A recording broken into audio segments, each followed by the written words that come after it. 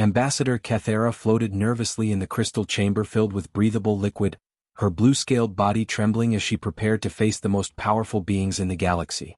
The Galactic Council chambers stretched high above her like underwater mountains, their walls glowing with the soft light of 1,000 worlds. She had never felt so small, so desperate. Her people, the Zephyrians, had ruled the ocean worlds for thousands of years. They were proud, intelligent, and strong. But now they were dying. All of them. 7 entire species across dozens of star systems, all facing the same terrible fate. The blight had appeared 3 months ago on the farming world of Kepler-7. At first, the scientists thought it was just bad weather or poor soil. But then it spread. Every seed that touched the ground would grow for exactly 12 hours before turning black and crumbling into dust. No cure worked. No treatment helped. Even their most advanced genetic technology could not stop it.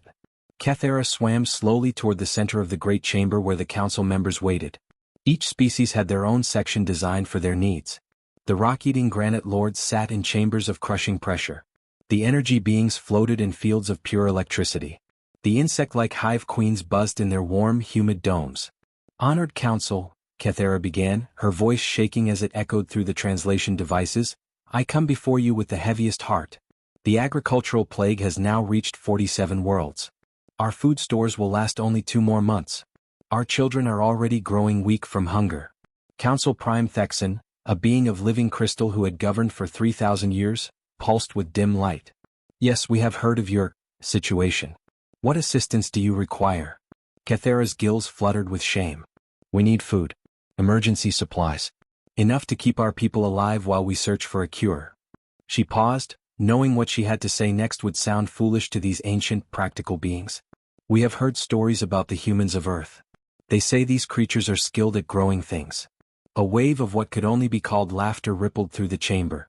The hive queens buzzed with amusement. The granite lords rumbled deep, rocky chuckles. Even Thexan's crystal form flickered with what seemed like humor. Humans? Asked Counselor Vexani, her mantis-like claws clicking together. You want help from the humans? They are barely more than animals. They still live on only one world.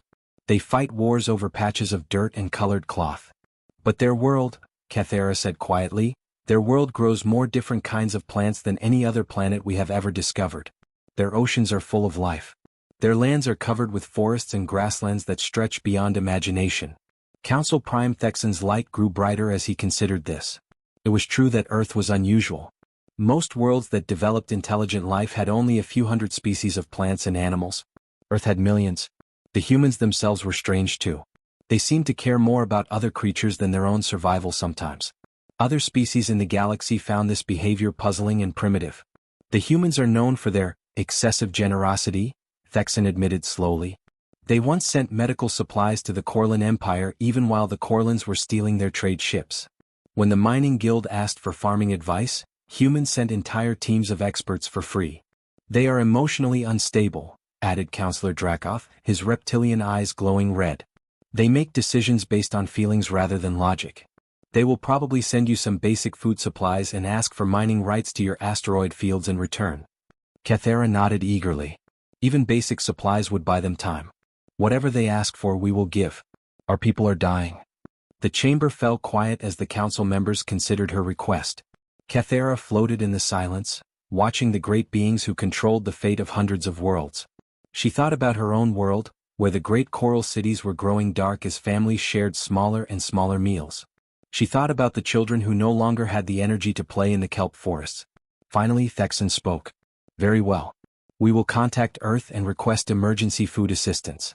We expect they will respond with standard relief supplies, probably some preserved foods and basic nutrients. Nothing more. They are only one small world, Counselor Vexani added. Do not expect miracles, Ambassador. The humans may be generous but they are also limited. They have never dealt with a crisis of this size. Kathera felt a small spark of hope in her chest. Thank you, Honored Council. My people will remember your kindness. As she swam toward the exit, she heard Counselor Dracoth speaking quietly to another member. Poor creatures. The humans will probably send a few cargo ships with emergency rations. It might buy the Zephyrians another month or 2 while they find a real solution. Kathera smiled sadly as she left the great chamber. Even a month or 2 would be a gift beyond measure. She had no way of knowing that at that very moment, on a small blue world at the edge of the galaxy, an entire civilization was preparing to respond to her plea in a way that would change the meaning of generosity forever. Captain Jisoo Kim walked across the wide bridge of her ship, looking out through the huge glass windows at the most incredible sight in human history. 73 enormous ships floated in space around Earth, each one bigger than the largest cities on the planet below. But these were not warships or exploration vessels. These were harvest ships built for one purpose only, to feed people. Jisoo had been a space captain for 15 years, but she had never seen anything like this. When the message had arrived from the Galactic Council 3 days ago, asking for emergency food aid for dying alien civilizations, Earth's response had been immediate and overwhelming. The Terran Agricultural Collective had not sent a committee to discuss the request. They had not asked for payment or trade agreements. Instead, they had done something that surprised even other humans. They had loaded every harvest ship in the solar system with food, cooking equipment, and people whose only job was to make sure everyone got fed properly. "Captain," called Navigation Officer Miho Park from his station, "we have confirmation from Earth Control. All 73 ships are ready to leave. The supply manifest shows we are carrying enough food for 50 million beings for 1 full year." Jisoo nodded, but she knew the real numbers were much higher than that. The ships were not just carrying stored food. They were carrying living farms, kitchens that could create meals from basic materials, and most importantly, people who knew how to turn eating into something special. "Miho, what is the status of the other ships?" "The Endless Plenty reports all agricultural domes are working perfectly. The Abundant Grace has finished loading their cultural cooking equipment. The Harvest Moon says their vertical farms are already growing fresh vegetables for the journey." Jisoo smiled as she looked at the reports on her screen. Each ship was like a floating city designed around food. They had gardens growing under artificial sunlight, kitchens that could cook meals for thousands of people at once, and dining areas where beings from different worlds could sit together and share their meals. Communications Officer Yuna Lee looked up from her station with excitement in her eyes. "Captain, I am getting messages from ships all across the fleet. The chefs are already working together to plan welcome feasts for each alien species. They are studying the dietary needs of aquatic Zephyrians, crystalline rock-eaters, and dozens of other species we have never met." "And the agricultural teams?" Dr. Salman Kong reports that the science ships are loaded with seed banks containing samples from every plant species on Earth. They also have equipment to analyze alien diseases and create cures. "But Captain..." Yuna paused with a puzzled expression. "The teams seem more excited about the cooking equipment than the medical supplies." Jisoo laughed. This was exactly what she had expected. Humans had a strange reputation in the galaxy for caring too much about others, but even she was amazed by how quickly her people had organized this mission. In just 3 days they had prepared not just to save the aliens from starvation, but to show them what Earth meant by hospitality. Engineering Chief Hyunwoo Choi walked over to her station, carrying a tablet full of technical information. "Captain, all ship systems are working perfectly. The agricultural domes can produce fresh food continuously during the journey. The cultural kitchens are equipped to prepare meals according to the biology and traditions of 47 known alien species." 47 species? The emergency message only mentioned 7 species in crisis. Hyunwoo grinned. The preparation teams decided to be ready for anyone who might need help. They also included cooking equipment for species we have not met yet, just in case. Jisoo shook her head in amazement. Only humans would prepare to feed alien species they had never even heard of. She looked out at the massive fleet surrounding her ship. Each vessel was beautiful in its own way, designed not for war or conquest, but for the simple act of making sure no one went hungry. "Captain," Yuna called again, "I have prepared the advance message to send to the Zephyrian Confederation. Should I tell them we are bringing emergency food supplies?" Jisoo thought for a moment. The aliens were expecting a few cargo ships with basic survival rations. Instead, they were getting the largest humanitarian fleet in human history, loaded with feasts fit for kings and equipment to grow food for entire civilizations. "No, Yuna. Tell them something different. Tell them we are not just bringing supplies. Tell them we are bringing a feast. Tell them that no one eats alone when humans are around." "Captain," Miho asked quietly, "do you think they will understand? Other species find human generosity strange." Jisoo looked out at the fleet one more time before giving the order to depart. She thought about the alien ambassador who had begged for help at the Galactic Council, desperate to save her people from starvation. She thought about the billions of beings on dozens of worlds who were facing death because their food had been destroyed by disease. They will understand when they taste their first meal prepared with love instead of just nutrition, she said. Set course for Zephyrian space, maximum speed. And Yuna, send one more message to the aliens. Tell them Earth is coming to dinner. The 73 harvest ships turned as one toward the distant stars, carrying not just food, but the promise that no one in the galaxy would ever have to face hunger alone again. Ambassador Kathera floated near the observation window of the Zephyrian command station, her blue scales shimmering with nervous energy. The emergency meeting had been called because their long-range sensors had detected something impossible approaching their star system. What they saw made no sense at all. Are you certain these readings are correct? She asked the sensor operator, a young Zephyrian named Taleth whose gills were fluttering with excitement. Yes, Ambassador. 73 vessels, each one approximately the size of our largest cities. They are moving in perfect formation and broadcasting human identification codes. Kathera's heart sank. She had hoped the humans would send a few cargo ships with basic food supplies. Instead, they seemed to have sent their entire military fleet. Perhaps they intended to demand payment that her people could not afford. Perhaps they planned to take control of Zephyrian worlds in exchange for food. Ambassador, Taleth called urgently, they are sending a message. The communication system crackled to life, and a warm female voice filled the command center. Zephyrian Confederation, this is Captain Jisoo Kim of the Terran Agricultural Fleet. We received your request for assistance and we have come to help. We have brought dinner. Kathera blinked in confusion. Dinner? What did that mean? She activated the reply system with trembling hands. Captain Kim, this is Ambassador Kathera. We are grateful for any assistance you can provide. Our people are starving. We know, Jisoo's voice replied gently. That is why we are here.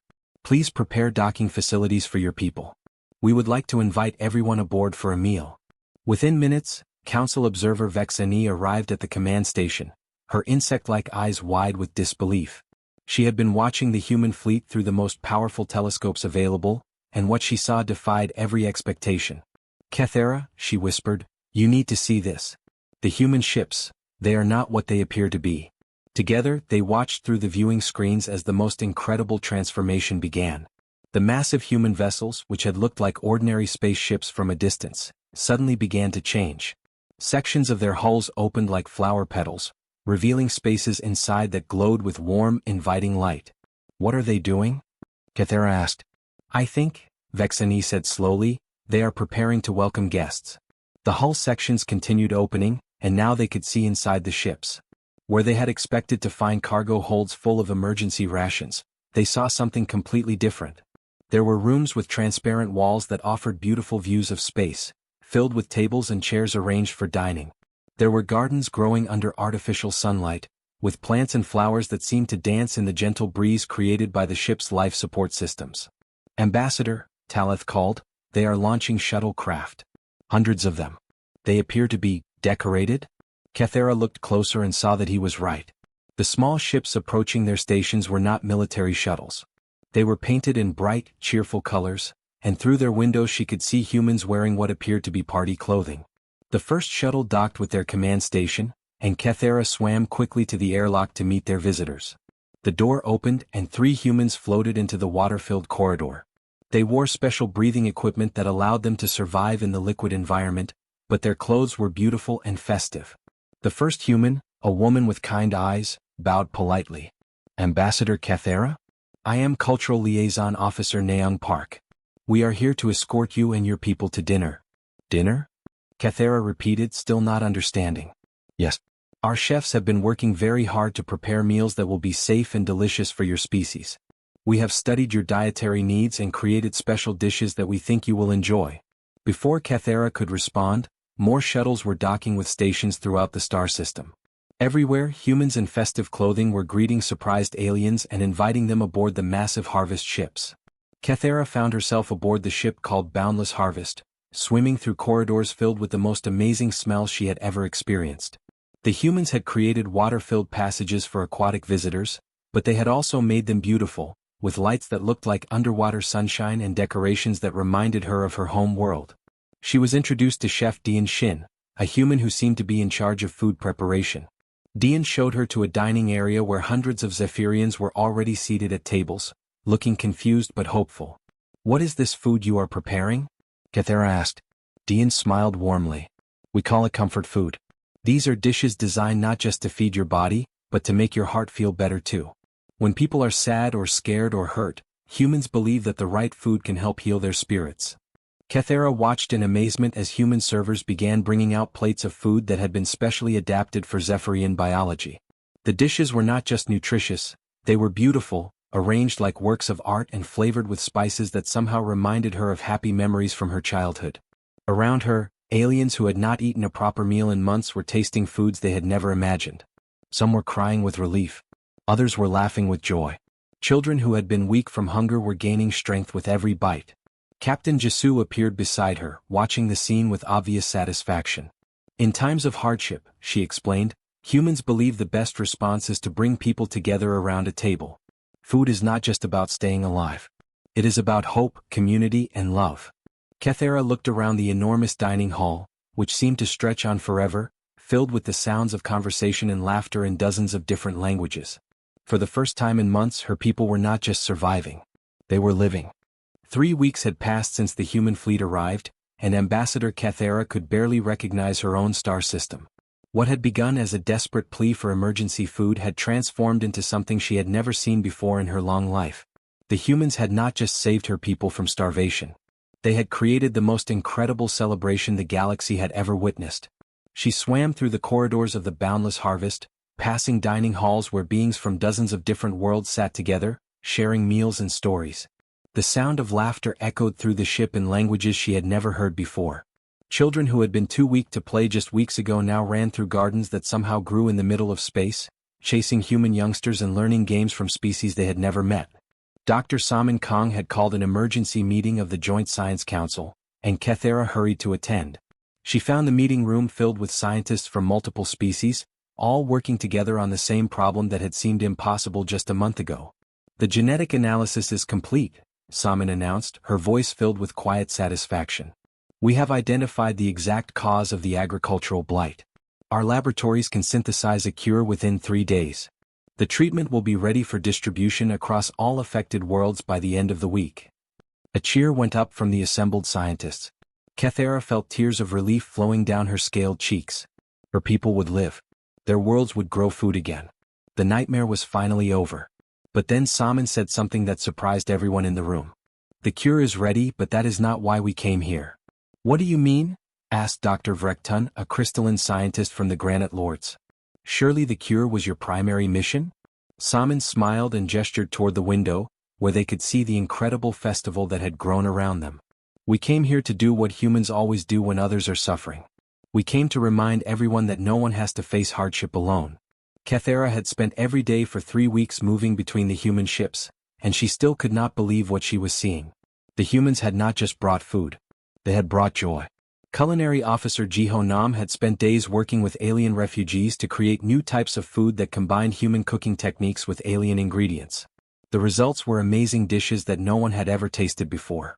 Cultural coordinator Naeung Park had organized cooking classes where humans taught aliens how to prepare Earth foods, while aliens showed humans techniques that had been used on their home worlds for thousands of years. The ship's kitchens had become places of learning and friendship, where beings who had been strangers became friends while chopping vegetables and mixing spices together. Your people, Kethera said to Captain Jisoo as they watched a group of human and alien children playing together in one of the agricultural domes, you have turned our greatest tragedy into something beautiful. Jisoo smiled, but her expression was serious. We have turned it into what it should be. A reminder that no one faces hardship alone. Every human ship carries not just food but a promise. There will always be a place at our table for anyone who needs it. The Harvest Festival had grown far beyond anything anyone had imagined.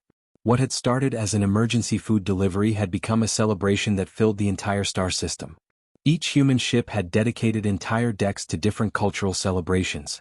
The Endless Plenty had become a floating concert hall where musicians from 100 different worlds performed together, creating music that had never existed before. The Abundant Grace had transformed into a massive playground where children from dozens of species learned to play games together. Human youngsters taught alien children how to play Earth sports, while alien children showed humans games that involved floating in zero gravity or solving puzzles with their minds. Chef Dian had become something of a celebrity among the refugees. Her cooking classes were always full, with aliens eager to learn how humans could make simple ingredients taste so incredible. She had created fusion cuisines that combined the best foods from multiple worlds, dishes that somehow captured the spirit of friendship and cooperation that filled the ships. "How do you do it?" asked Cathera as she watched Dean teaching a group of young Zephyrians how to prepare a dish that combined earth spices with traditional algae from their home world. "How do you take ingredients from different worlds and make them work together so perfectly?" Dean laughed as she helped a small Zephyrian child add just the right amount of seasoning to his creation. "It is the same way you make different species work together. You find what they have in common and you build from there. Every ingredient, just like every person, has something special to offer." The agricultural domes had become gathering places where beings from different worlds worked together to grow food. Human farmers showed aliens advanced growing techniques from Earth, while alien agriculturalists shared knowledge that humans had never imagined. The result was gardens that produced more food and more beauty than any single species had ever achieved alone. Captain Jisoo found Cathera one evening in the main dining hall, watching as thousands of beings from across the galaxy shared their evening meal together. The scene was incredible, with conversations happening in dozens of languages, children playing between the tables, and the constant movement of servers bringing new dishes for everyone to try. "This is who we are," Chef Dean had told her earlier that day.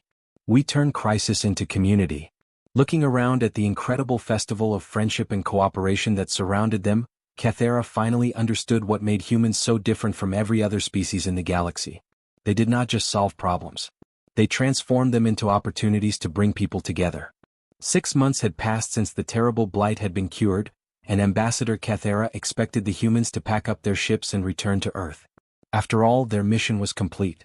The agricultural plague was gone, food was growing normally again on all the affected worlds, and billions of beings were no longer facing starvation. Any reasonable species would have declared victory and gone home. But the humans were still there. Cathera floated in the observation chamber of what had once been the human ship Boundless Harvest.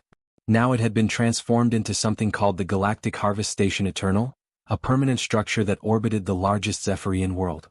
Through the transparent walls, she could see dozens of other stations scattered throughout the star system, each one bustling with activity. Captain Jisoo swam beside her in the water-filled chamber, both of them watching as construction crews worked to expand the station even further. The humans had not just stayed, they had been building. Every day brought new additions to their growing network of agricultural facilities. "I do not understand," Cathera said quietly. "The crisis is over. Your people have fulfilled their mission. Why are you still here?" Before Jisoo could answer, a hologram appeared in the center of the chamber. The image showed a human woman standing in what appeared to be a meeting room on Earth, surrounded by other humans who were nodding and smiling with obvious excitement. "This is Director Hanol Yoon of the Terran Agricultural Collective," the hologram announced. "I am pleased to report that the Global Council has voted unanimously to establish the Galactic Harvest Network. Effective immediately, humanity commits to ensuring that no world in the galaxy will ever face famine alone again." Cathera's gills fluttered with shock. "The entire galaxy? But there are thousands of inhabited worlds, millions of species you have never even met." The hologram of Director Hanol continued speaking, outlining plans that seemed impossible in their scope and generosity. "We are establishing permanent agricultural research stations in orbit around every inhabited world. Advanced farming technology will be shared freely with all species. Most importantly, we are creating a response network that will guarantee abundance, not just survival, whenever crisis strikes." As the hologram faded, Cathera turned to Captain Jisoo with confusion and wonder filling her mind. "Your people are giving away the most advanced agricultural technology in the galaxy. You are promising to feed species you have never met, on worlds you have never seen. What do you gain from this?" Jisoo smiled and guided Cathera toward another observation window. Below them, the station's main agricultural deck stretched out like a floating garden paradise. Humans and aliens worked together in the growing areas, tending to plants from dozens of different worlds. Children from multiple species ran through the pathways between the garden beds, their laughter echoing through the chamber. "Look at that," Jisoo said, pointing to a group where human and Zephyrian scientists were working together to develop new growing techniques. "Dr. Salmon has learned more about plant genetics in 6 months of working with alien specialists than she could have learned in 20 years of research on Earth alone." In another section, Cathera could see Chef Dean leading a cooking class where beings from 7 different species were learning to prepare a fusion dish that had never existed before. The students were laughing and talking as they worked, creating not just food but friendships that crossed the boundaries between worlds. "And there," Jisoo continued, gesturing toward a play area where human children were teaching alien youngsters a Earth game while learning an alien sport in return. Those children are growing up thinking that cooperation between species is normal. They will never know a galaxy where different worlds do not help each other. Agricultural engineer Taehyun-jo approached them, carrying plans that he was obviously excited to share. Captain, I wanted to show you the designs for the next phase of the project. We are building mobile harvest ships that will patrol the galaxy, moving from system to provide assistance wherever it is needed. Kathera looked at the plans and saw ships that were even more incredible than the original fleet that had arrived to save her people. These new vessels were designed not just to respond to emergencies, but to prevent them from happening in the first place. These ships will monitor agricultural conditions across the galaxy, Taehyun explained enthusiastically. When they detect signs of disease or crop failure, they will arrive immediately with solutions. But more than that, they will turn every assistance mission into a celebration. Every meal they serve will be a feast, every gathering a festival. But why? Kathera asked again, her voice filled with emotion. Your people have gained no territory, no resources, no political power. You have given away more wealth in 6 months than most species accumulate in centuries. What do humans gain from all of this? Jisoo was quiet for a moment, looking out at the bustling activity that surrounded them. Then she turned to Kathera with eyes that shined with deep satisfaction. We have gained everything that matters, she said simply. We have gained a galaxy where no child goes hungry. We have gained a universe where crisis brings communities together instead of tearing them apart. We have gained the knowledge that whenever suffering appears anywhere in the stars, the first response will always be generosity and love. As if to prove her point, the dinner bell chimed throughout the station, and beings from dozens of different worlds began moving toward the dining halls. They moved not as separate species but as one community, united by the simple human belief that no one should ever eat alone. The humans had not just answered a desperate plea for help. They had planted seeds of abundance and kindness that would grow and spread throughout the galaxy, feeding not just bodies but souls for countless generations yet to come.